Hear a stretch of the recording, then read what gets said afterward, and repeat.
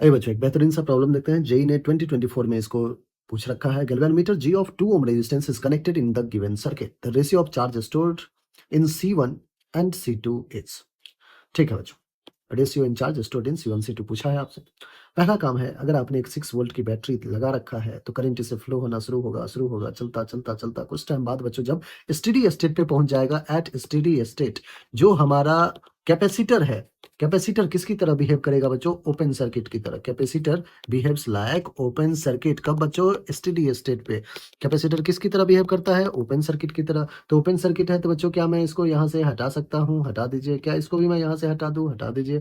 यहाँ पे सर्किट में अब आपके पास एक रेजिस्टेंस दिखेगा 4 ओम का, देन एक गैल्वेनोमीटर दिखेगा 2 ओम रेजिस्टेंस का, एंड देन बच्चों एक आपको 6 ओम रेजिस्टेंस का फिर से रजिस्टर दिखेगा, और इसके अक्रॉस क्या लगा हुआ है? एक बैटरी 6 वोल्ट का ऐसे कनेक्ट है। इसके अक्रॉस बच्चों एक बैटरी 6 वोल्ट का आपने ऐसे कनेक्ट कर रखा है। क्या 6 वोल्ट का बैटरी करंट फ्लो करना शुरू करेगा? क्या हम इस करंट की वैल्यू फाइंड कर सकते हैं? बिल्कुल। I is equals to V upon net resistance.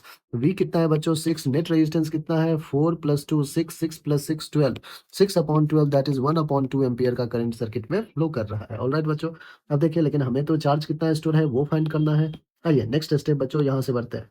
Current आया यहाँ पे, करंट फ्लो किया ऐसे करके, ऐसे एक लूप तो बच्चों यहाँ पे आपको दिख रहा होगा और एक लूप आपको यहाँ पे दिख रहा होगा। मैं कहता हूँ कि loop 1 as well as loop 2 दोनों में क्या करते हैं बच्चों? अपन केवीएल अप्लाई कर लेते हैं। ठीक है, अप्लाइंग केवीएल इन लूप 1। पहले लूप 1 में फायदा क्या होगा बच्चों? पोटेंशियल डिफरेंस पता चल जाएगा कैपेसिटर के अक्रॉस, और जैसे ही पोटेंशियल डिफरेंस पता चल जाएगा हम चार्ज लिख सकते हैं Q is equals to C into V से। चलिए केवीएल में माइनस का 4 है।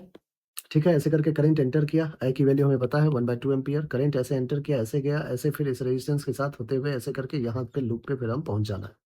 -4 है, माइनस का गैल्वेनोमीटर का रेजिस्टेंस 2 ओम है तो माइनस का 2 है, प्लस का कैपेसिटर का ये positive plate is negative plate, plus का V इज इक्वल्स टू 0। बच्चों केवीएल अप्लाई कर रहे हैं तो यहाँ से देखिए V क्या आ जाएगा? -4 -2 -6, इधर जाके +6 हो जाएगा। 6 इंटू आई की वैल्यू बच्चों कितना है? 1/2 दैट इज 3 वोल्ट। तो V कितना आ गया? कैपेसिटर C1 तो V1 कर देता हूँ मैं। V1 कितना आ गया? 3 वोल्ट। Q1 कितना आ जाएगा आपको? कि C1 इंटू V1। C1 कितना है बच्चों? 4 माइक्रोफैरड। V1 कितना है? 3। 4 3 जा 12।